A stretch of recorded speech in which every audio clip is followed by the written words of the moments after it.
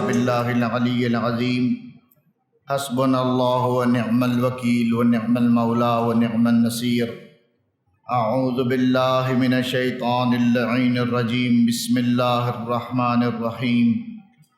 الحمد للہ الذی لا یبلغ مدحتہ القائلون ولا یحصی نعماءہ العادون ولا یؤدی حقہ المجتہدون، الذی لا یدرکہ بعد الہمم ولا ینالہ غوث الفتن، الذی لیس لصفتہ حد محدود ولا نعت موجود ولا وقت معدود، فطر الخلائق بقدرتہ ونشر الریاح برحمتہ وابتدى بالسحور میدان ارضہ، ثم الصلاة والسلام والتحیۃ والاکرام علی نبینا و مولانا ابی القاسم محمد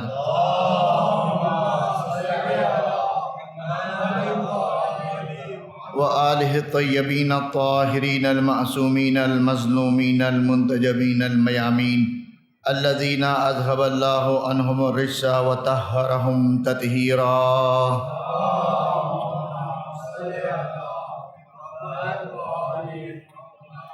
لا سیما علی بقیۃ اللہ فی الارضین ولعنۃ الدائمۃ علی اعدائہم اجمعین من الآن الی قیام یوم الدین۔ اما بعد فقد قال الرسول صلی اللہ علیہ وآلہ وسلم، من ماتا ولم یعرف امام زمانہ ماتا میتۃ الجاہلیہ۔ درود بھیجے محمد و آل محمد پر۔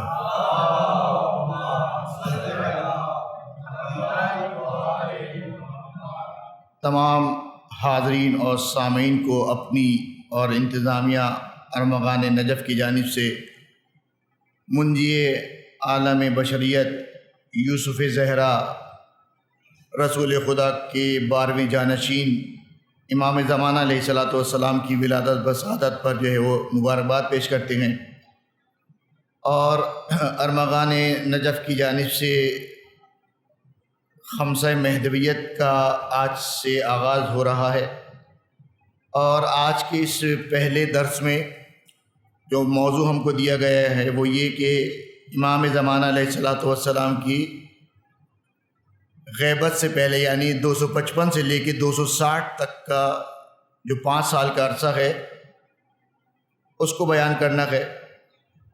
اور یہ معرفت امام کے حوالے سے یہ سلسلہ شروع کیا گیا ہے، کیونکہ یہ وہ امام ہیں کہ جن کے لیے ایک دن جشن منانا یہ ان کے حق میں کوتاہی ہے۔ یہ وہ امام نہیں ہیں، بلکہ ائمہ تو چاہے وہ پہلے ہوں، چاہے دوسرے ہوں، چاہے تیسرے ہوں، چاہے چھٹے ہوں، چاہے 12ویں ہوں، سب کا حق ہماری گردن پر ہے۔ ان کی ولادت منانا، ان کی شہادت منانا، یہ ہمارا اخلاقی فرض بھی ہے، یہ ہمارا شرعاً فرض بھی ہے۔ اخلاقاً فرض کیوں بنتا ہے؟ اخلاقاً اس لیے فرض بنتا ہے کہ بہرحال حل جزاء الاحسان الا الاحسان، احسان کا بدلہ احسان ہے۔ آج جو ہم کھا رہے ہیں، جو پی رہے ہیں، جو رہ رہے ہیں، یعنی ہمارے پاس اوڑھنا بچھونا، مال و دولت، آل و اولاد جو کچھ ہے وہ انہی محمد و آل محمد کے وسیلے سے ہمارے پاس ہے۔ تو جب وہ ہمیں اتنا دے رہے ہیں تو قرآن کہہ رہا ہے کہ تمہارا فرض یہ ہے کہ جو تم پہ احسان کرے تم بھی احسان اس کا ادا کرو۔ اس اعتبار سے ہمیں بھی چاہیے کہ ہم ان کا احسان اتاریں۔ تو ہم تو خیر ان کا احسان نہیں اتار سکتے، مگر یہ کہ ولادت پہ میلاد منا لیں اور شہادت پہ جو ہے وہ ان کے مصائب پہ آنسو بہائیں۔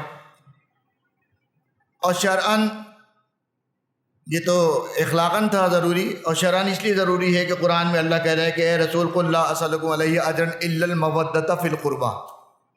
تو یہ جشن میلاد، یہ مجالس، یہ اصل میں اس آیت کی تفسیر ہے کہ اگر تم چاہتے ہو کہ اگرچہ حق رسالت کا اجر تو ہم دے ہی نہیں سکتے، کہ جو اللہ کے رسول نے ہمارے لیے کیا، جو قربانیاں دیں، رسول کی زندگی کی ایک سانس کے جو رسول اللہ نے اندر لی ہو، ہم اس کا بھی بدلہ رسول کو نہیں دے سکتے، لیکن قرآن کہہ رہے ہے کہ اجر رسالت ادا کرو۔ تو یہ ایک ادنا سی کوشش ہے کہ میلاد ہوئی، ایام آئے میلاد کے یا سوگواری کے دن آئے تو ولادت شہادت پہ ہم ان کو یاد کریں. یہ اجر رسالت کی ایک چھوٹی سی ادنا سی کوشش ہے.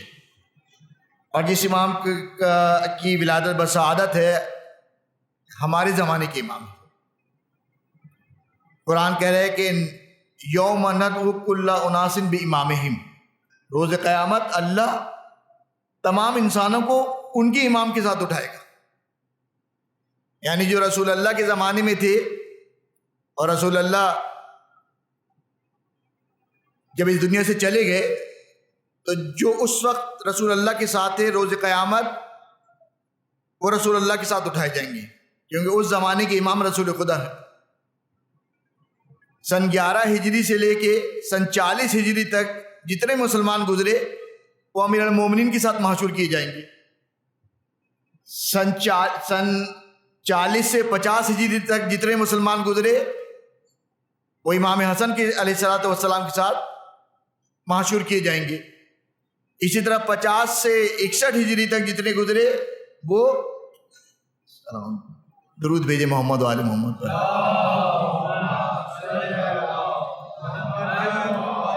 50 سے 60 کے درمیان جتنے انسان گزرے وہ امام حسین سید الشہداء علیہ الصلوۃ والسلام کے ساتھ اٹھائے جائیں گے. اسی طرح ہر امام کے زمانے میں جنہوں نے جتنی زندگی گزاری اس پیریڈ میں جتنے انسان گزرے ہیں وہ اسی امام کے ساتھ محشور کیے جائیں گے.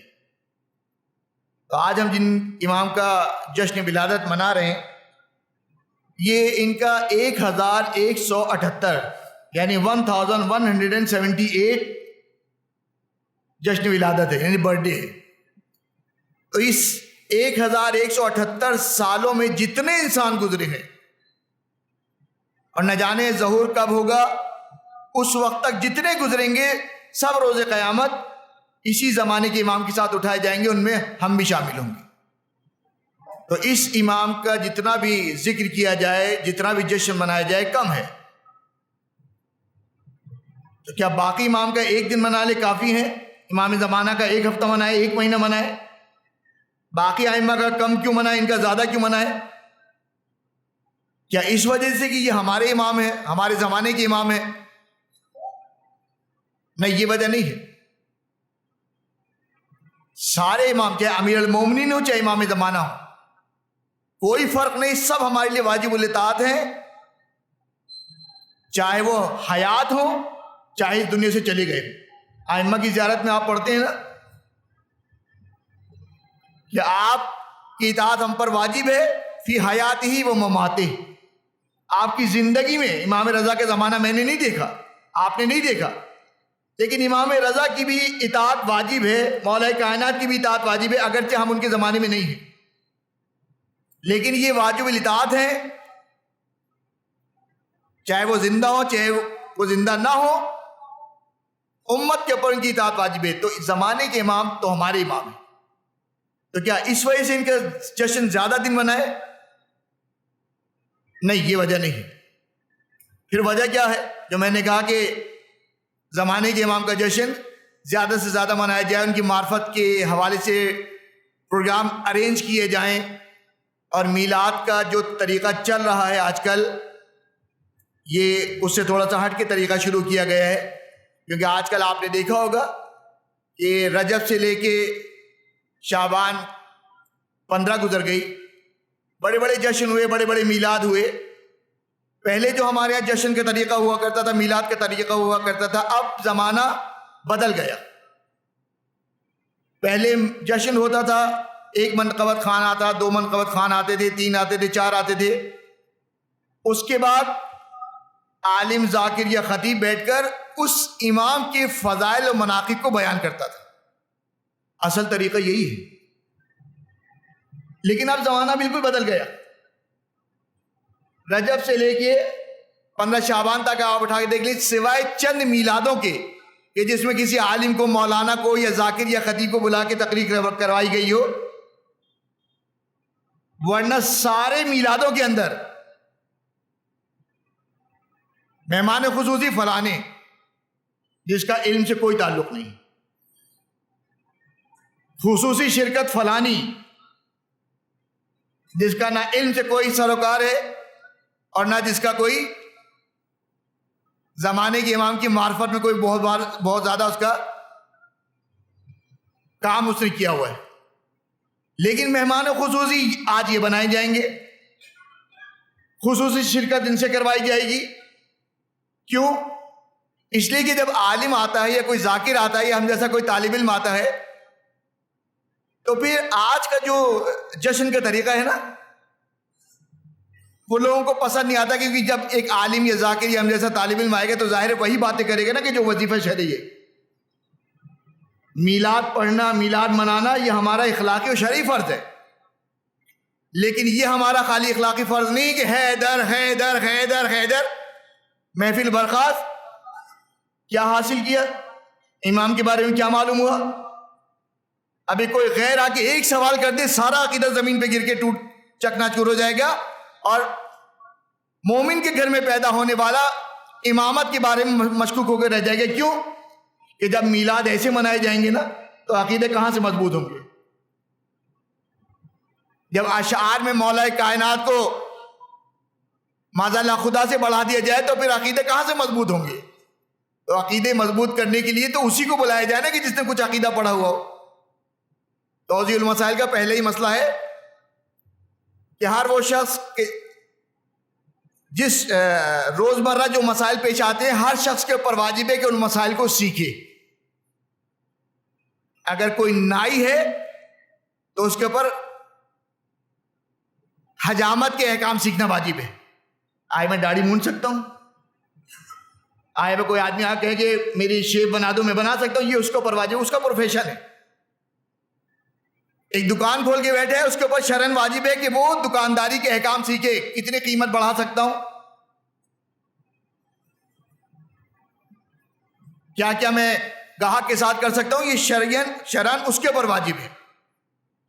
ہر آدمی کے اوپر اس کے پروفیشن کے اعتبار سے مسائل شرعی سیکھنا واجب ہے۔ جیسے ہم ہیں مولانا ہے تو کیا کیا شریعت ہمارے اوپر لاگو نہیں ہمارے اوپر بھی لاگو ہے۔ ہمیں بھی شریعت نے کہا ہے کہ شریعت کے دائرے میں رہ کے تقریر کرنا، نہ غلو کی طرف جانا، نہ تقصیر کی طرف جانا، نہ ائمہ کو جو ہے وہ اللہ سے بڑا بنا دینا، اور نہ ہی ائمہ کو اتنا گھٹانا کہ جو ائمہ کی عظمت اور جو وقار ہے اس سے امام کو نیچے کر دو۔ تو یہ مسائل مجھے سیکھنا واجب ہے۔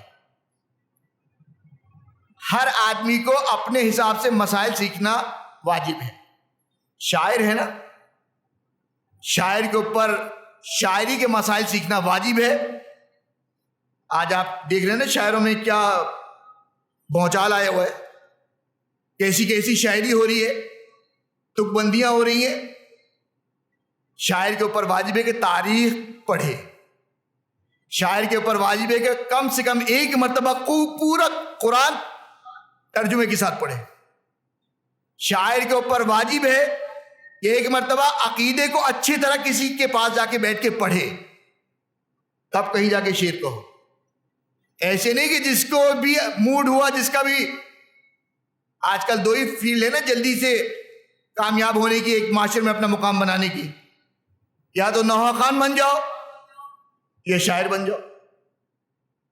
کیونکہ عالم کیا ہے؟ عالم تو buy one get one free, ایک لو دوسرا تو مفت میں مل جاتا ہے۔ لیکن جو ویلیویبل پرسنالٹی ہے نا آج کل معاشرے میں، وہ شاعر ہیں، وہ نوحہ خان ہیں۔ منصب اچھا ہے، نوحہ خانی کوئی بری چیز نہیں ہے، شاعر کی کوئی حیثیت کم نہیں ہے۔ واقعہ کربلا کے بعد ائمہ علیہ السلام کو شاعروں کو بلا کے جو ہے وہ مرچیاں پڑھوایا کرتے تھے۔ بہار کے اندر پوری روایتیں موجود ہیں شاعروں کی فضیلت میں، مذمت میں بھی ہے، فضیلت میں بھی ہے۔ فضیلت میں یہ ہے کہ جس نے ایک بھی ہماری محبت میں یا ہمارے غم میں شعر لکھا، پروردگار عالم جنت میں اس کے لیے ایک محل بنائے گا۔ تو ہم اور آپ تو روز قیامت انہی شاعروں کے پیچھے دوڑتے رہیں گے کہ بھائی اپنے محلوں میں سے ایک محل دے دو۔ 7-7 8-8 مصرے کا نوحہ لکھیں گے تو 7-7 8-8 محل، اور ہر سال کتنے نوحے لکھتے ہیں، لیکن شریعت کے دائرے میں رہ کے۔ تو یہ بات کہاں سے کہاں نکل گئی، مجھے پڑھنا کیا تھا اور 15 منٹ تو اسی میں نکل گئے. تو خیر اب آ جائیے کہ معرفت امام زمانہ کے حوالے سے گفتگو ہو رہی ہے. اور اس امام کے بارے میں کیوں کہا میں نے کہ زیادہ سے زیادہ جشن منایا جائے، زیادہ سے زیادہ اس قسم کے پروگرام ارینج کیے جائے تاکہ لوگوں کی معرفت بڑھے. خالی قصیدے سن کے چلا جانا، خالی جو ہے وہ واہ واہ کر کے چلا جانا، اس کا فائدہ نہیں ہے. فائدہ یہ کہ اپنے زمانے کے امام کی معرفت کو حاصل کرو، کیونکہ یہ وہ امام ہے کہ جسے رسول خدا سے لے کے 11ویں امام حسن عسکری علیہ الصلوۃ والسلام نے 13 کے 13 معصوم کوئی ایسا نہیں کہ جس نے اس امام کو یاد نہ کیا. رسول خدا سے کتنی حدیثیں مل جائیں گی، اور جو حدیث میں نے پڑھی یہ بھی رسول کی ہے کہ من مات ولم یعرف امام زمانے مات میتۃ الجاہلیہ، جو زمانے کی امام کی معرفت کو حاصل کیے بغیر مر جائے وہ جہالت کی موت پہ مرا. مولا کائنات سے بھی روایتیں موجود ہیں، امام حسن سے بھی ہیں. عاشور کے دن امام حسین نے یاد کیا، بی بی اپنا حق لینے کے لیے دربار میں گئیں، اپنے زمانے کی بیٹی کو یاد کر رہی ہیں. اور چھٹے امام کہہ رہے ہیں کہ کاش میں اس وقت زندہ ہوتا. چھٹے امام کون ہے؟ رشتے میں دادا لگتے ہیں. دادا خواہش نہیں کرتا، پوتا خواہش کرتا ہے. دادا کا رتبہ زیادہ ہے، وہ تو باپ کا بھی باپ ہے. چھٹے امام کہہ رہے ہیں کہ کاش میں اس وقت زندہ ہوتا جب یہ ہمارا قائم جو ہے وہ ظہور کرتا، اور اگر میں زندہ ہوتا تو میں ان کے خیمے میں ان کی خدمت کرتا. اللہ اکبر. چھٹے امام کہہ رہے ہیں کہ اگر میں زندہ ہوتا ظہور کے وقت تو میں ان کے خیمے میں ان کی خدمت کرتا. سوچے زمانے کی امام کی منزلت کیا ہے، مرتبہ کیا ہے کہ 5 نسلوں کے بعد آنے والا جو بیٹا ہے، دادا کہہ رہے ہیں کہ اگر یہ میں زندہ ہوتا اور میرا بیٹا ہی ظہور کرتا تو میں خیمے میں جا کے خدمت کرتا. تو مقام منزلت دیکھے. اور یہ وہ امام مظلوم امام ہے کہ جو ہر روز تلوار اٹھاتا ہے اور تلوار رکھ دیتا ہے. مولا کا لقب ہے منتقم آل محمد. امام حسین کے حرم پہ جو لال پرچم لہراتا ہے نا، یہ عربوں کا طریقہ ہے کہ جس کا بدلہ نہ لیا گیا ہو اس کے گھر پہ یا اس کی قبر پہ لال جھنڈا لہراتے ہیں، کہ اس کا مطلب ہے کہ اس کا بھی خون بہا نہیں لیا گیا. اسی لیے امام زمانہ کہتے ہیں منتقم آل محمد. ظہور کے بعد فاطمہ زہرا کے بھی مظالم کا بدلہ لیں گے اور اپنے جد امام حسین عالی مقام کا بھی بدلہ لیں گے. لیکن غیبت اتنی طولانی ہو جائے گی کہ جیسے ابھی آپ نے دیکھا نا، سنا 1178ویں سالگرہ ہے یہ، اور نہ جانے ظہور تو معلوم نہیں ہے. ہو سکتا ہے صبح ہو جائے، ہو سکتا ہے ابھی ہو جائے، ہو سکتا ہے کہ ابھی 1178 سال اور باقی ہو. تو اس عرصے میں مومن کو چاہیے کہ اپنے عقیدے، یہ میں اپنے الفاظ نہیں کہہ رہی، معصومین کے الفاظ ہے، کہ اپنے عقیدے کو، عقیدہ مہدویت کو مضبوط کرو. کیونکہ جتنا عرصہ طولانی ہوگا غیبت کا، مومنین کا عقیدہ ضعیف سے ضعیف تر ہوتا جائے گا. جب ہرا ہرا ہوتا ہے نا تو سب خوش ہوتے ہیں، جب تنگ دستی اور پریشانی آتی ہے تو اپنے ساتھ چھوڑ جاتے ہیں. اسی لیے کہا گیا کہ غیبت میں اپنے عقیدے کو مضبوط کرو، کیونکہ جب غیبت طولانی ہوگی تم پہ مصائب پڑیں گے. ایک مرتبہ منہ سے ہی جملہ نکلے گا کہ اگر کوئی مہدی ہوتا تو آ جاتا، اب تک نہیں آ رہا ہے، اس کا مطلب ہے کہ وہ نہیں ہے. تو یہ دروس کا سلسلہ اسی لیے رکھا گیا کہ عقیدے کو مضبوط کرو. آپ کے پاس دلیل ہونی چاہیے کہ پیدا ہو چکے ہیں یا ہوں گے. آپ کے پاس دلیل ہونی چاہیے کہ اگر زندہ ہے تو اتنی طولانی عمر کیسے ہے. آپ کے پاس دلیل ہونی چاہیے کہ ہمارے اعمال کیسے وہ دیکھ رہے ہیں. یہ میرا فریضہ نہیں ہے خالی، یہ آپ کا فریضہ ہے، بلکہ آپ کا بھی ہے، میرا بھی تو ہے، آپ کا بھی ہے. ہر آدمی قبر میں جانے کے بعد اپنے نام اعمال کا جواب دے گا. میں اپنے نام اعمال کا جواب دوں گا، آپ میرے نام اعمال کا جواب نہیں دیں گے کہ مولانا ناصر کو یہ پتہ نہیں تھا، تم بتا کیوں نہیں پتا تھا. آپ سے آپ کے نام اعمال کا سوال کیا جائے گا، لیکن مجھ سے ایک سوال زیادہ کیا جائے گا. جب آپ سے کوئی سوال پوچھا جائے گا اور آپ کا جواب نہیں آئے گا تو پوچھا جائے گا کہ امام زمانہ کا جشن مناتے تھے؟ کہا ہاں مناتے تھے. کہا کس کے درس میں گئے تھے؟ کہا مولانا ناصر کے درس میں گئے تھے. کہا انہوں نے نہیں بتایا تھا یہ بات؟ کہا نہیں، فرشتے آپ کو چھوڑ دیں گے، میرے پاس آئیں گے، یہ بتاؤ جب تم کو اللہ نے یہ موقع دیا تھا تم نے کیوں نہیں اپنے زمانے کے امام کے فضائل پڑھے؟ تم نے کیوں نہیں اپنے زمانے کے امام کی دلیلیں لوگوں کے سامنے بیان کی؟ ایز اے عالم مولانا طالب علم ہونے کے ناطے ہمارا وظیفہ سے تھوڑا سا بڑھ جاتا ہے، لیکن بہرحال پوچھا تو سب کو جائے گا۔ اب آ جائیے امام زمانہ علیہ الصلوۃ والسلام کے حالات کو شروع کرتے۔ درود بھیجے محمد علیہ محمد۔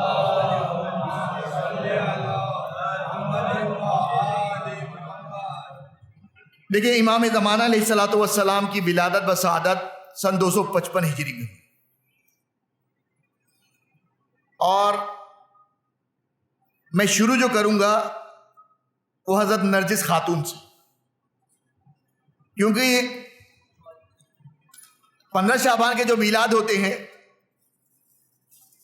وہ امام زمانہ کا تذکرہ ہو جاتا ہے، لیکن اس باعظمت خاتون کا تذکرہ نہیں ہوتا۔ اتنی بابرکت اور فضیلت والی یہ خاتون ہے، لیکن ان کے بارے میں بس نام پتہ ہے، باقی تھوڑی بہت معلومات ہے، لیکن اتنی نہیں ہے کہ انسان جو ہے وہ اپنی اولادوں کو اگر جواب دینا چاہے تو جواب دے دے۔ تو آج جو ہم امام زمانہ پہ گفتگو کریں گے، شروع جو ہے وہ حضرت نرجس خاتون سلام اللہ علیہ سے کریں گے۔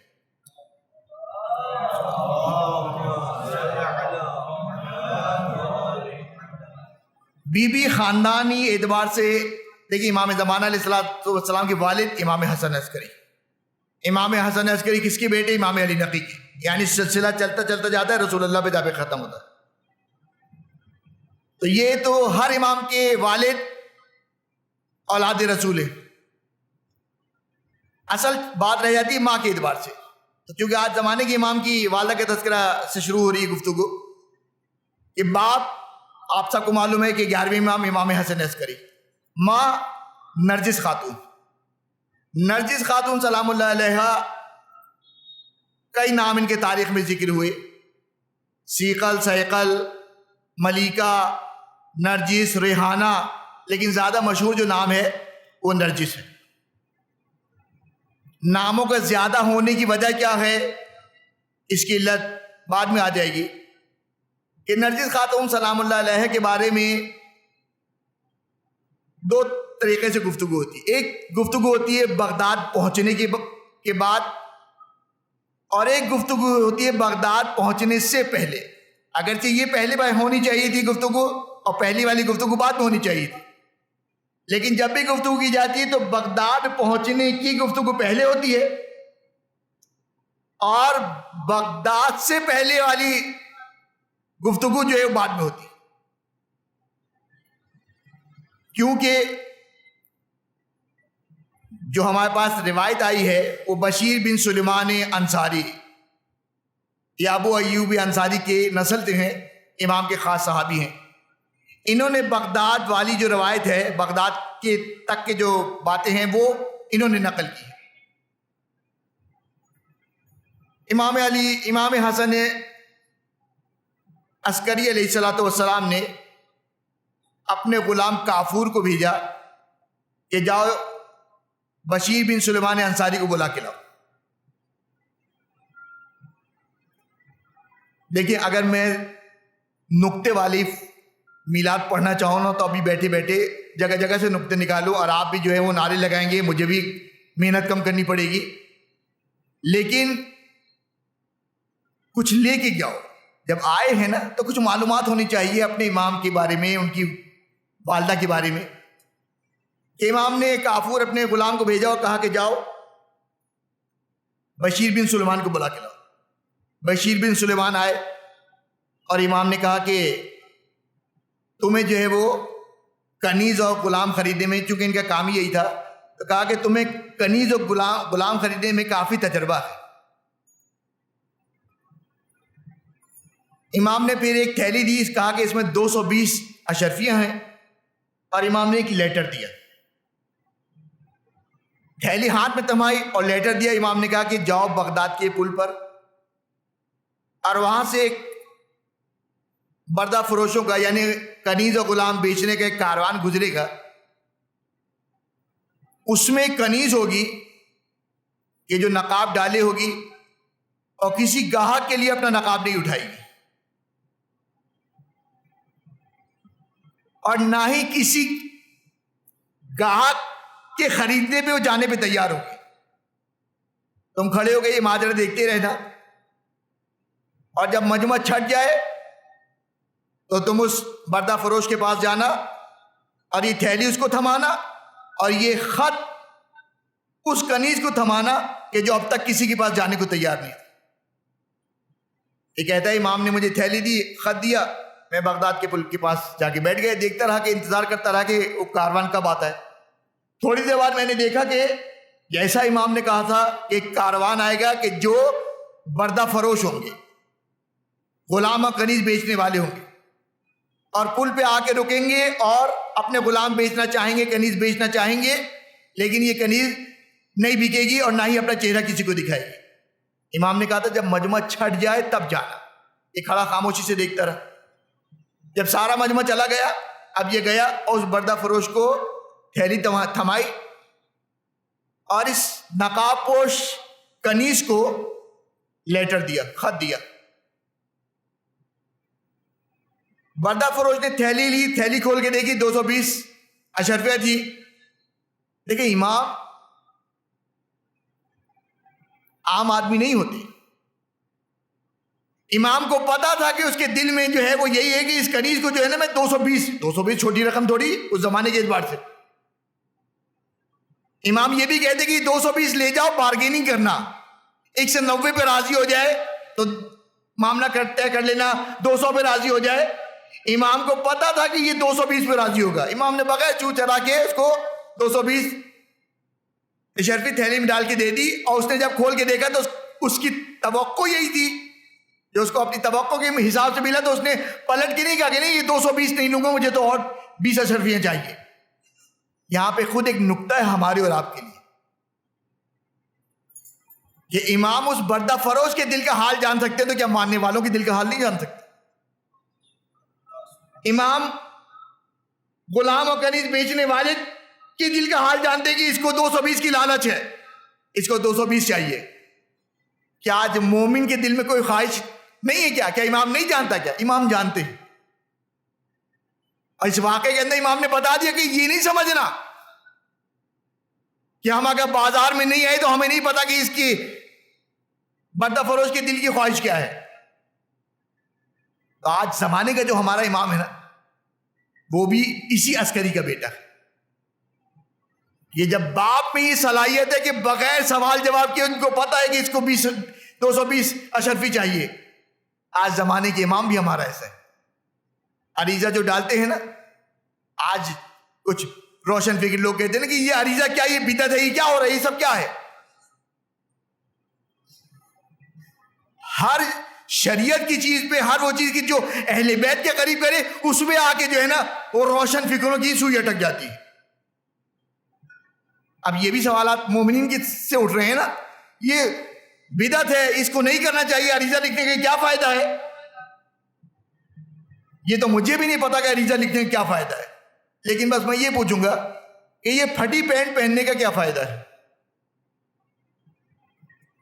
پہلے پھٹی پینٹ، چھوٹی شرٹ غربت کی علامت تھی، آج پھٹی پینٹ، پیون لگی ہوئی پینٹ، چھوٹی سے چھوٹی قمیض، یہ اسٹیٹس کی علامت ہے۔ تو مجھے وہ سمجھ میں نہیں آتا کہ پھٹے ہوئے کپڑے مہنگی مہنگی خرید کے کیوں پہنتے ہو؟ تمہیں عریضہ سمجھ میں نہیں آتا کہ عریضہ ڈالنے کا کیا فائدہ ہوتا ہے؟ جو تمہاری لاجک وہ ہے، وہی لاجک ہماری یہاں پہ ہے۔ تو عریضہ رابطہ ہے۔ تو خیر امام صحابی نے، بشیر بن سلیمان نے وہ تھیلی دی اشرفی کی، خط دیا اس نقاب پوش کنیز کو۔ اشرفی والے نے کنیز سے کہا کہ جانے کو تیار ہو؟ اس نے کہا ہاں میں اسی کے ساتھ جاؤں گی اور اس کے ہاتھ مجھے بیچ دو۔ وہ لے کے آئے ہیں اور آنے کے بعد جو ہے وہ امام علی نقی علیہ السلام کی خدمت میں پیش کیا۔ امام علی نقی علیہ السلام نے پوچھا کہ کیا، چونکہ ابھی آپ جو دوسرا واقعہ سنیں گے اس میں کہ بی بی خواب میں امام حسن عسکری علیہ السلام کو دیکھتی تھی. امام نے پوچھا کہ جس سے تمہاری شادی ہو کروں گا میں، عقد کروں گا، کیا تم اسے جانتی ہو؟ کیا آگے تمہارے سامنے آئے تو پہچان لو گی؟ تو انہوں نے کہا ہاں پہچان لوں گی. جیسے امام علی نقی نے امام حسن عسکری کو بلایا، ایک مرتبہ نرجس خاتون نے کہا کہ یہ وہی تو شخص ہے کہ جس کو میں روز خواب میں دیکھا کرتی تھی، اور اس کی محبت پہ اتنی گرفتار ہو گئی کہ لب گور تھی، نزدیک تھا کہ میں مر جاؤں. یہ بی بی اتنی عظمت والی ہے کہ کہاں یورپ میں عیسائی خاندان میں پیدا ہوئی، اور کہاں خدا نے اتنا مرتبہ دیا کہ زمانے کے امام کی ماں بنی. اتنا مرتبہ ہے، خدا نے اتنا مقام عطا کیا کہ امام کی بیٹی، امام کی بہن، یعنی 10ویں امام کی بیٹی امام علی نقی کی بہن، 11ویں امام کی پھوپھی حکیمہ خاتون. امام علی نقی نے حکیمہ خاتون کو یہ ذمہ داری دی کہ نرجس خاتون کو احکام دین سکھاؤ. یہاں پہ بھی ایک پیغام ہے ہمارے اور آپ کے لیے کہ امام یہ کہہ رہے کہ ہمارے گھر میں آ گئی تو ہمارے گھر میں تو نہ کوئی حرام کام ہوتا ہے، نہ کوئی خلاف مرضی خدا کے کام ہوتا ہے، لیکن ہمارے یہاں بھی آنے کے بعد حرام و حلال سیکھنا پڑتا ہے. تم کبھی یہ نہیں سمجھنا کہ تمہاری اولادوں کو تمہارے گھر میں دین کی ضرورت نہیں، دین سیکھنا ہے، خود بھی سیکھنا ہے، اپنے بچوں کو بھی سکھانا ہے. اور نرجس خاتون نے امام زمانہ کی والدہ کو دین کی تعلیم دی. اب اس کے بعد یہ اب بغداد پہنچ گئی ہے نا. بغداد سے پہلے کی جو روایت ہے وہ خود بی بی نرجس خاتون نقل کر رہی. اس خاندان میں آنے کے بعد اتنا درجہ بڑھا کہ اس بی بی سے تبسل اتنا مجرب ہے، اتنا کامیاب ہے کہ جب میں یہ درس کی تیاری کر رہا تھا تو میں نے ایک عمل دیکھا کہ اگر کسی کوئی حاجت ہے، کوئی پریشانی ہے، تو وہ 10 مرتبہ سورہ یاسین پڑھے. 10 مرتبہ کیسے پڑھنی ہے اور کب پڑھنی ہے؟ شب بدھ یعنی وینسڈے نائٹ، منگل کا دن گزر کے مغرب کے بعد جو رات آئے گی وہ شب بدھ کہلاتی ہے. شب بدھ کو 2 مرتبہ جو ہے وہ سورہ یاسین پڑھے اور بی بی نرجس کو ہدیہ کرے، مادر امام زمانہ کو. بدھ کا دن آیا، یعنی اب بدھ کا دن گزرنے کے بعد جو رات آئے گی وہ شب جمعرات ہوگی. شب جمعرات 2 مرتبہ سورہ یاسین پڑھے، اس کا ثواب نرجس خاتون کو ہدیہ کرے. تیسری رات جو آئی وہ شب جمعہ آئی. شب جمعہ بھی 2 مرتبہ رکعت غلط منہ سے نکل گیا، 2 مرتبہ سورہ یاسین کی تلاوت کرے اور اس کا ثواب مادر امام زمانہ زوجہ امام حسن عسکری حضرت نرجس خاتون کو ہدیہ کرے. کتنے ہو گئے؟ 2 × 3 6 مرتبہ ہو گئے. اب آ گئے جمعے کے دن. جمعے کے دن 4 مرتبہ سورہ، دن رات نہیں، جمعے کے دن. اب تک جو ہم نے پڑھی تھی 2 کر کے وہ شب میں پڑھی تھی. شب بدھ، شب جمعہ، شب بدھ، شب جمعرات، شب جمعہ اور روز جمعہ. شب میں جو پڑھنا تھا وہ 2 مرتبہ پڑھنا تھا سورہ یاسین اور بی بی کو ہدیہ کرنا تھا، اور دن یعنی روز جمعہ 4 مرتبہ سورہ یاسین پڑھ کے اس کا ثواب مادر امام زمانہ کو ہدیہ کرو اور اپنی حاجت طلب کرو. تو کہتے ہیں کہ مجرب ہے عمل، انشاءاللہ جو کرتا ہے وہ اپنی حاجت کو دیکھتا ہے، بریابی ہوتی ہے. تو خیر یہ میں نے اس لیے بتا دیا کہ عظمت پتہ چل سکے کہ اب تک تو ہم جتنی بھی دعائیں کرتے ہیں، جتنے اعمال کرتے ہیں، معصوم کے حوالے سے کرتے ہیں نا. معصوم تو 14 ہے نا، لیکن یہ خاندان ایسا ہے کہ اگر کوئی غیر معصوم بھی ان کے خاندان میں آ جائے نا اور اپنے آپ کو ان کے رنگ میں ڈھال دے تو اللہ اس کو اتنی عظمت دیتا ہے کہ یورپ میں پیدا ہونے والی، عیسائی گھر میں پیدا ہونے والی جب علی نقی کی بہو بن جائے، حسن عسکری کی زوجہ بن جائے، زمانے کے امام کی ماں بن جائے، تو پروردگار عالم اس غیر معصوم مومنہ میں اتنی تاثیر دے دیتا ہے کہ اگر 10 مرتبہ سورہ یاسین پڑھ کے ہدیہ کرو، خدا کہتا ہے جو چاہیے لے لے، تیرے لیے میں نے اپنی ساری نعمتوں کو جو ہے وہ فراوان کر دیا۔ درود بھیجے محمد والے محمد پر۔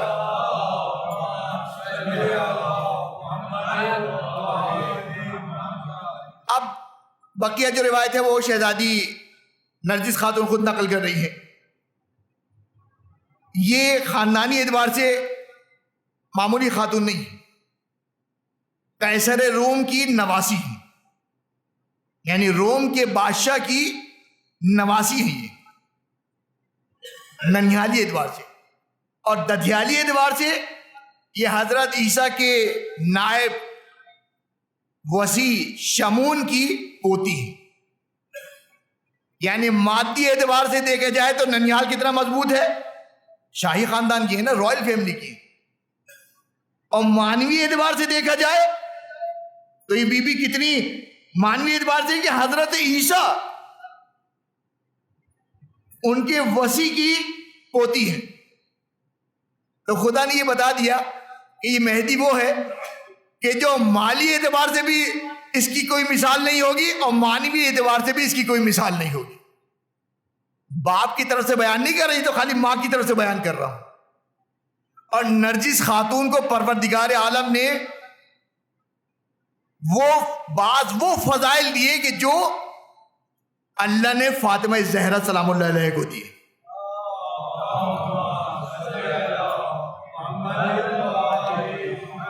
کہ شہزادی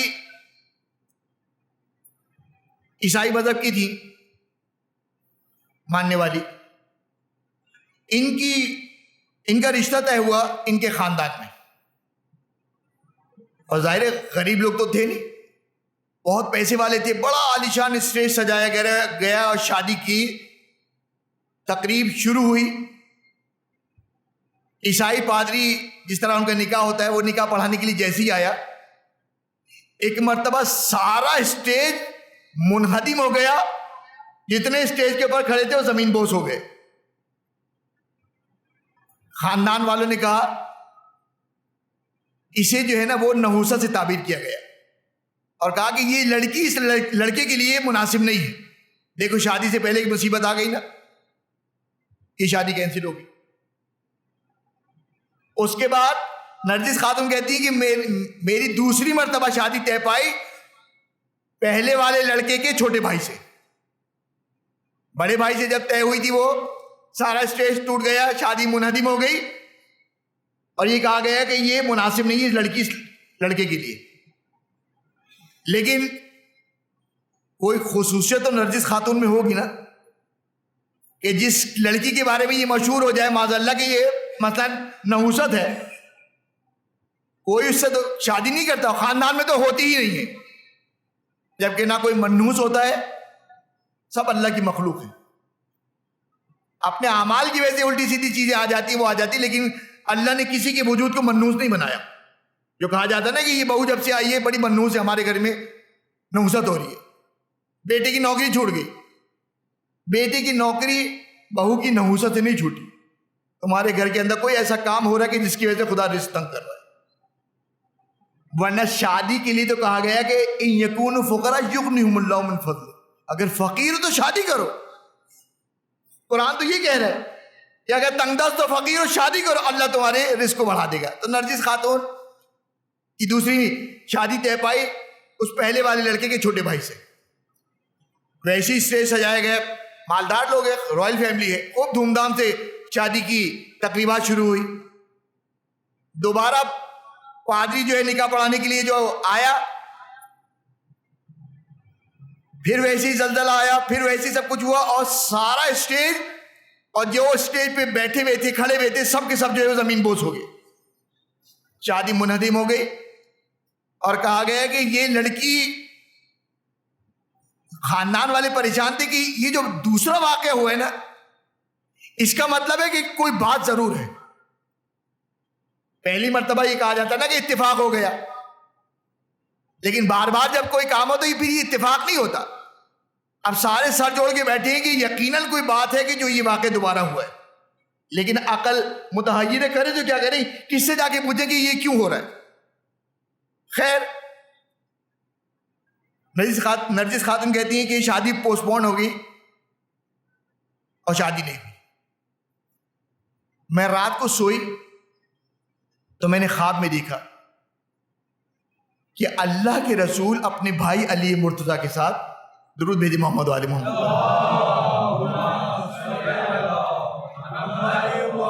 کہ اللہ کے رسول اپنے بھائی علی مرتضیٰ کے ساتھ حضرت عیسیٰ کے پاس آئے اور کہا کہ اے عیسیٰ نبی اللہ، تمہارے وسیع شمون کی بیٹی کا رشتہ میں اپنے وسیع کے بیٹے سے دینا چاہتا ہوں. یعنی اللہ کے رسول رشتہ دے رہے ہیں حضرت عیسیٰ کو. رسول اپنے جانشین کا یعنی امام حسن عسکری کا رشتہ دے رہے ہیں، یعنی اپنے وسیع کا رشتہ دے رہے ہیں حضرت عیسیٰ کے وسیع سے، وسیع کی بیٹی سے. حضرت عیسیٰ تو بڑے خوش ہوئے اور فوراً جو ہے وہ قبول کر لیا. تو جو ابھی تھوڑی دیر پہلے میں نے کہا تھا نا کہ کچھ فضیلتیں ایسی ہیں کہ جو اللہ نے فاطمہ زہرا کو دیا، وہی فضیلت جو ہے وہ بی بی نرجس خاتون کو دیا. وہ فضیلت کیا ہے کہ پہلا نکاح جو آسمان پہ ہوا تھا وہ فاطمہ زہرا کا ہوا، اور دوسرا نکاح جو آسمان پہ ہو رہا ہے وہ فاطمہ زہرا کے بیٹے حسن عسکری کا ہے. اور عجیب مناسبت ہے کہ پہلے امام کا نکاح بھی آسمان پہ اور آخری امام کا نکاح بھی آسمان پہ. درود بھیجے محمد و آل محمد پر. تو نرجس خاتون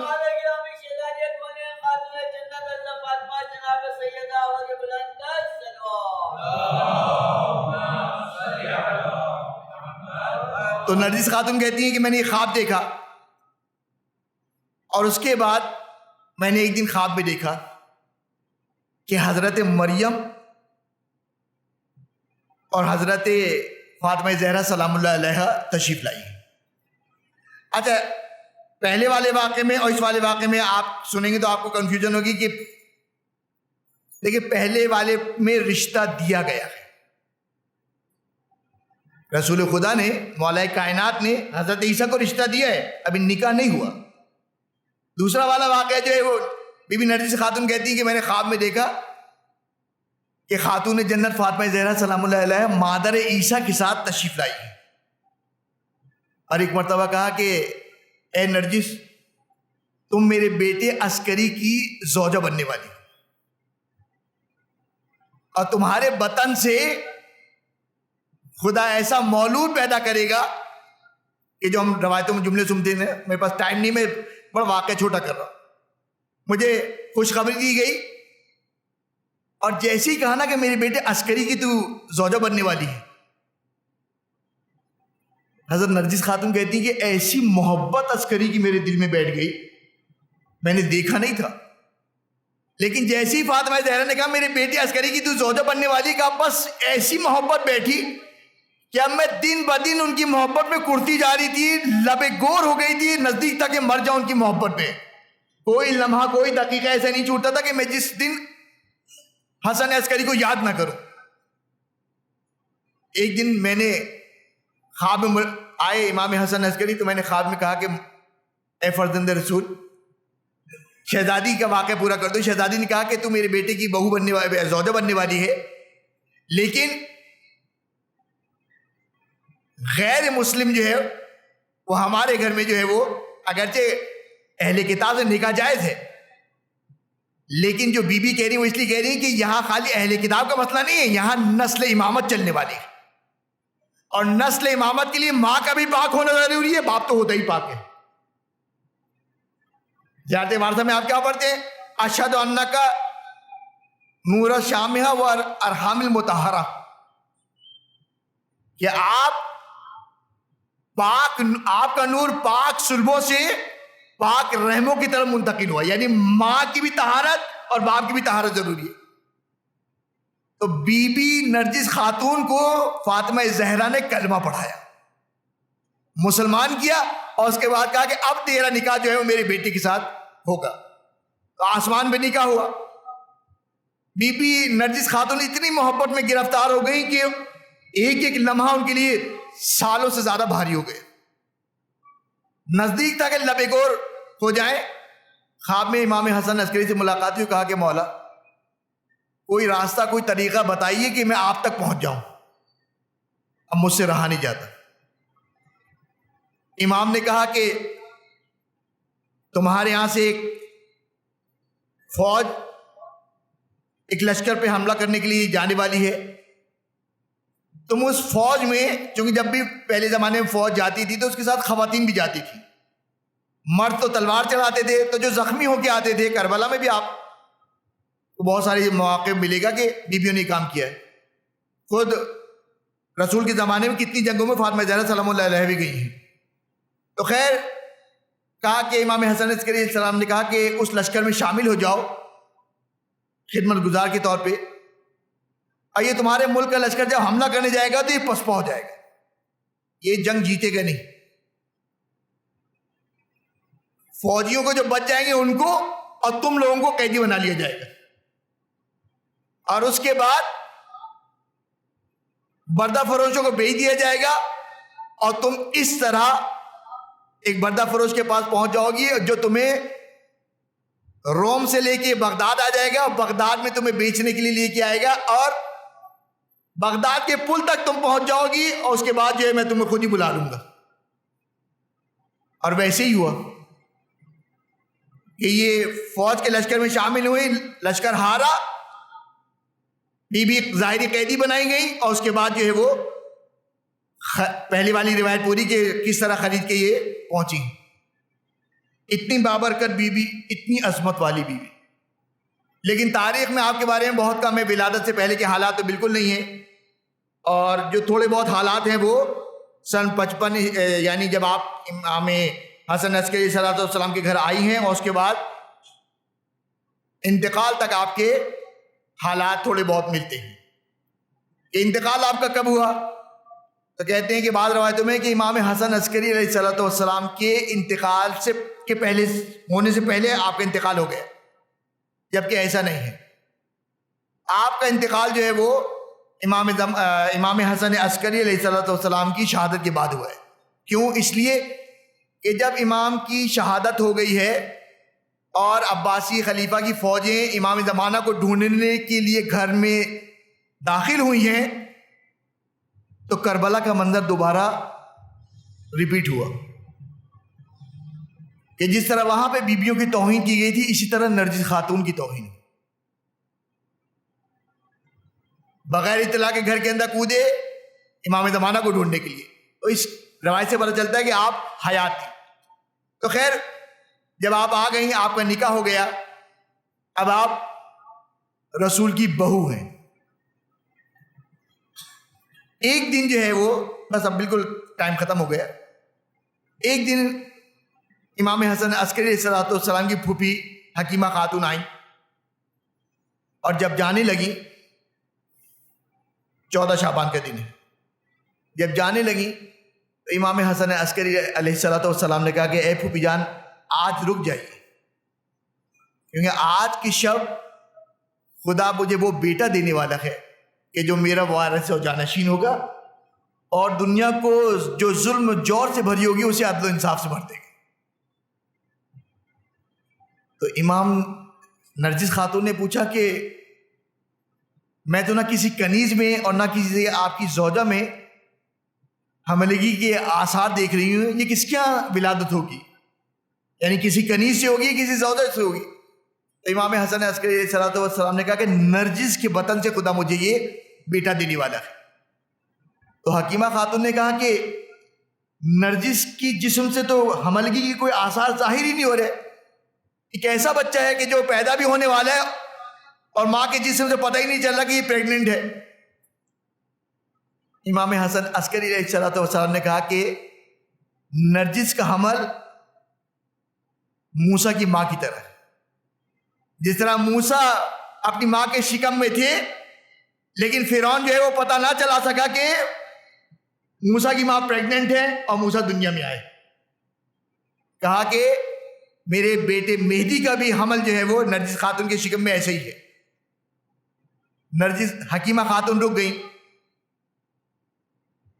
رات گزر گئی آدھی رات ہو گئی. ایک مرتبہ آئی اور آنے کے بعد کہا کہ بیٹا حسن عسکری ابھی تک کوئی آثار ظاہر نہیں ہوئے. کہا پھوپھی اماں صبر کریں, آج ہی رات خدا یہ امانت جو ہے وہ دینے والا ہے. نرجس خاتون کہتی ہیں کہ میں نے نماز شب کا ٹائم ہو گیا, میں نے نماز شب پڑھی. نرجس خاتون سو رہی تھی, ایک مرتبہ اٹھی, وضو کیا, نماز شب پڑھی. نماز شب پڑھنے کے بعد اب نرجس خاتون کے جسم سے آثار حمل کی ظاہر ہونے لگے. تو ایک مرتبہ جو ہے وہ میں نے دعائیں پڑھنی شروع کی تو حکیمہ خاتون کہتی ہیں کہ پردے کے پیچھے سے میرے بیٹے عسکری کی آواز آئی کہ اے پھوپھی اماں دعائیں نہیں پڑھیے, سورہ انا انزلنا کی تلاوت کیجیے. قرآن کے اندر تو 114 سورے ہیں نا, یہ خاص امام حسن عسکری نے کیوں کہا کہ اے پھوپھی اماں سورہ انا انزلنا پڑھیں؟ عملیات کی کتابوں میں آپ کو جگہ جگہ مل جائے گا کہ جب اولاد ہونے والی عورت کے تو اس کے دائیں ران پر جو ہے وہ سورہ انا انزلنا باندھو تاکہ وضع حمل کی جو ہے وہ تکلیف کم ہو جائے. اور یہاں حکیمہ خاتون نے کہا کہ بچے کی ولادت ہونے والی ہے, میں نے دعائیں پڑھنا شروع کی. امام حسن عسکری نے کہا کہ اے پھوپھی اماں سورہ قدر کی تلاوت کیجیے. سورہ قدر کی طرف کیوں کہا؟ اس لیے کہ یہ جب بھی واقعہ پڑھا جائے, کیونکہ سورہ قدر کا امام زمانہ سے اتنا گہرا تعلق ہے. امام حسن عسکری نے اس لیے کہا کہ جب بھی یہ واقعہ پڑھا جائے مومنین کو پتہ چلے گا کہ سورہ واقعہ پڑھنے کیوں کہا گیا ہے. اس لیے کہ سورہ واقعہ کا خاص تعلق زمانے کے امام سے ہے کہ آج شب قدر آتی ہے, ملائکہ اور روح آتے ہیں, تو یہ ملائکہ اور روح کس کے پاس آتے ہیں؟ رسول تو چلے گئے, تو سورہ قدر میں ہے تو آج زمانے کے امام کے پاس آتے ہیں. پھر اس کے بعد نرجس خاتون کہتی ہیں کہ ایک مرتبہ میں نے دیکھا کہ میرے اور نرجس کے درمیان, نرجس خاتون کے درمیان ایک پردہ حائل ہو گیا اور مجھے نرجس نظر نہیں آ رہی. میں پریشان ہو گئی کیونکہ وضع حمل میں تو خواتین کی ضرورت ہوتی ہے نا, بڑا مشکل وقت ہوتا ہے. اتنا مشکل وقت ہے کہ اگر کوئی اور عورت دوران حمل کی مر جائے خدا اسے شہیدہ کا مقام دیتا ہے. شہید کون ہے؟ کہ جو راہ خدا میں تلوار اٹھاتا ہے, اپنا خون جو ہے اللہ کے لیے بہاتا ہے. اللہ کہہ رہا ہے کہ نہیں, وہ عورت کی جو وضع حمل کرتے ہوئے دنیا سے چلی جائے وہ بھی شہید ہے. اور نرجس خاتون کہتی ہیں کہ ایسے عالم میں کہ جب بالکل نزدیک تھا کہ ولادت ہونے والی ہے, ایک پردہ حائل ہو گیا. میں بڑی پریشان ہوئی کہ اب ضرورت ہے اور اب پردہ حائل ہو گیا, مجھے تو کچھ نظر ہی نہیں آ رہا. پھر 11ویں امام کی آواز آئی, اے پھوپھی اماں پریشان نہ ہوئیے. اور نرجس خاتون کہتی ہیں کہ ایک مرتبہ میں نے آواز آنے سننی شروع کی تو یہ کوئی سورہ انا انزلنا کی تلاوت کر رہا تھا. اب جو پردہ ہٹا تو میں نے دیکھا ایک خوبصورت سا بچہ سجدے کے اندر ہے, ہاتھ کی انگلی شہادت کی اٹھائی ہوئی ہے, خدا کی توحید کا, رسول کی نبوت کا, امیر المومنین سے لے کے امام حسن عسکری علیہ السلام تک سارے ائمہ کی امامت کا اقرار کیا, اپنی ولایت کا اعلان کیا اور سورہ قدر کی تلاوت کی. اور ہین الولادت, ولادت کے وقت کہ جب پیدا ہو رہے تھے تو کہتے ہیں کہ بعض کہتے ہیں کہ یہ والی آیت کی تلاوت کی تھی کہ جاء الحق وزہق الباطل ان الباطل کان زہوقا. اور یہی وہ آیت ہے کہ جو امام کے سیدھے کندھے کے اوپر لکھی ہوئی ہے, اور الٹے کندھے کے اوپر لکھی ہے کہ نرید ان نمن علی الذین استضعفوا فی الارض, قیامت قریب ان لوگوں کو اس زمین کا وارث بنائیں گے کہ جنہیں کمزور کر دیا گیا. تو یہ ولادت ہوئی اور بی بی نرجس خاتون کو خدا نے وہ منزلت اور مقام عطا کیا کہ آخری امام کی ماں بنی. اور امام علیہ السلام کی جو ولادت کے زمانے تھے کہ میں وہ تاریخ تو پڑھ نہیں رہا, اتنا مصیبت کا وقت ہے کہ امام کی گھر کے اندر بھی جاسوس موجود ہے. امام کی ولادت ہو گئی ہے, امام کو بتانا بھی ہے کہ میرا وارث آ گیا ہے, کیونکہ اگر نہیں بتائیں گے دنیا سے چلے جائیں گے. 60 ہجری میں تو شہادت ہے اور 55 میں ولادت, تو امام کو پتا ہے کہ میں تو 60 میں چلا جاؤں گا. اگر نہیں بتائے تو 60 ہجری کے بعد کون پہچانے گا کہ یہ عسکری کا بیٹا ہے.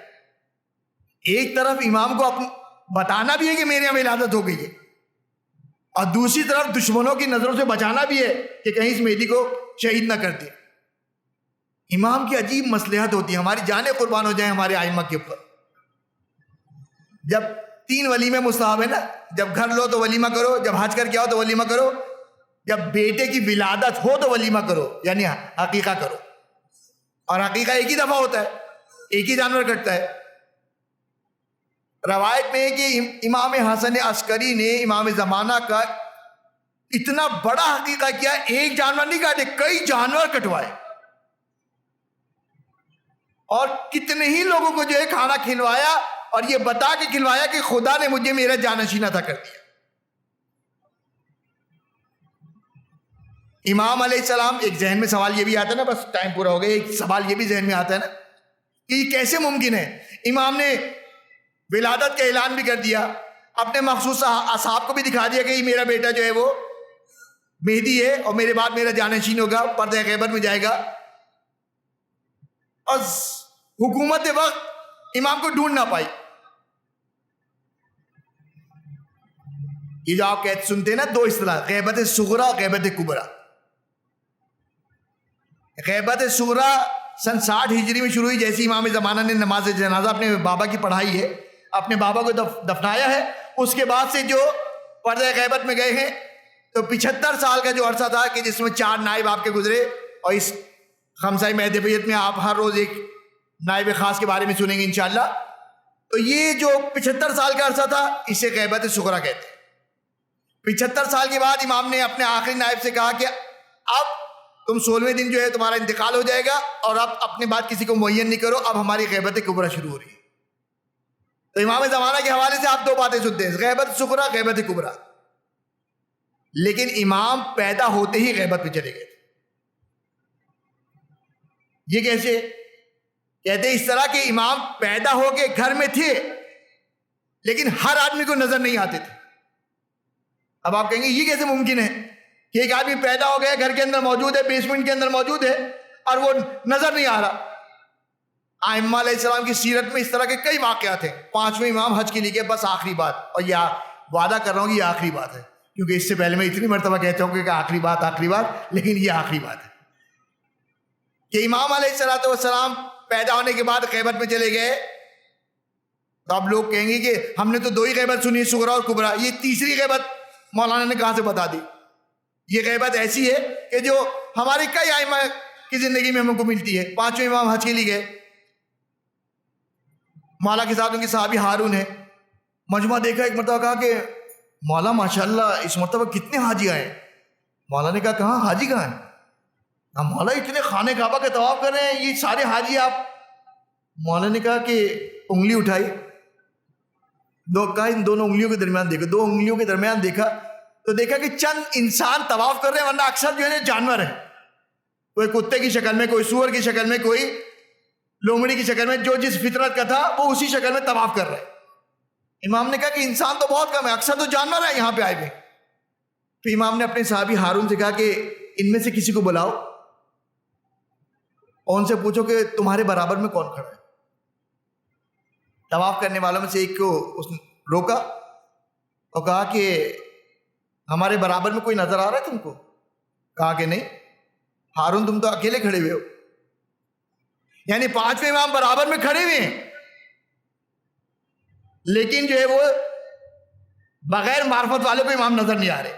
امام زمانہ کی ولادت کے بعد جو غیبت ہے نا 5 سال کی، وہ ایسے ہی ہے کہ امام جس کو چاہتے تھے اپنے آپ کو دکھا دیتے تھے، ورنہ انویزیبل تھے۔ اگر ایسا نہ ہوتا تو عباسی حکومت جو ہے وہ حملہ کروا کے امام کو بھی شہید کر دیتی، کہ جیسے آپ کے بابا کو شہید کیا۔ وقت بھی ختم ہو گیا اور وعدہ بھی پورا ہو گیا کہ میں انشاءاللہ یہ آخری بات میں نے کہی تھی، میں نے کر دی۔ انشاءاللہ پھر کبھی موقع ہوا تو اس کے بعد جو ہے تفصیلات کو بیان کروں گا، اس دعا کے ساتھ کہ خدا ہم سب کو دین آل محمد سیکھنے، اس پہ عمل کرنے کی زیادہ سے زیادہ توفیق نصیب فرمائے، اپنے زمانے کی امام کی معرفت حاصل کرنے کی ہمیں سعادت اور توفیق نصیب فرمائے۔ جتنے حاضرین یہاں پہ موجود ہیں اور جو سامعین یہ درس سن رہے ہیں یا سنیں گے، پروردگارہ ان سب کو جو ہے زمینی اور آسمانی ہر قسم کی جسمانی اور روحانی پریشانی سے اپنی حفظ و امان نصیب فرما۔ پالنے والے تجھے واسطہ زمانے کے امام ان کی کل ولادت گزری ہے، تیرا معصومین علیہ الصلوۃ والسلام کے صدقے میں جو مومنین بیمار ہیں، کرونا کی وبا میں مبتلا ہیں، پروردگارہ ان کو شفا کاملہ عاجلہ نصیب فرما، اور تمام حاضرین و سامعین کو اس وبا سے اپنی حفظ و امان نصیب فرما۔ پالنے والے تجھے اس منجی عالم کے ولادت کے صدقے میں جو مومنین بے روزگار ان کو روزگار عطا فرما، جو برسر روزگار ان کے روزگار میں خیر و برکت عطا فرما۔ پالنے والے جو مقروض ہیں ان کے قرض کو غیب سے ادا فرما۔ پالنے والے تجھے واسطہ محمد و آل محمد کا تمام مومنین کو صحت و سلامتی کے ساتھ طول عمر عطا فرما، زمانے کے امام کی معرفت اور حجت نصیب فرما، اور جب امام کا ظہور ہو ہمیں ان کے انصار عوان میں شامل فرما۔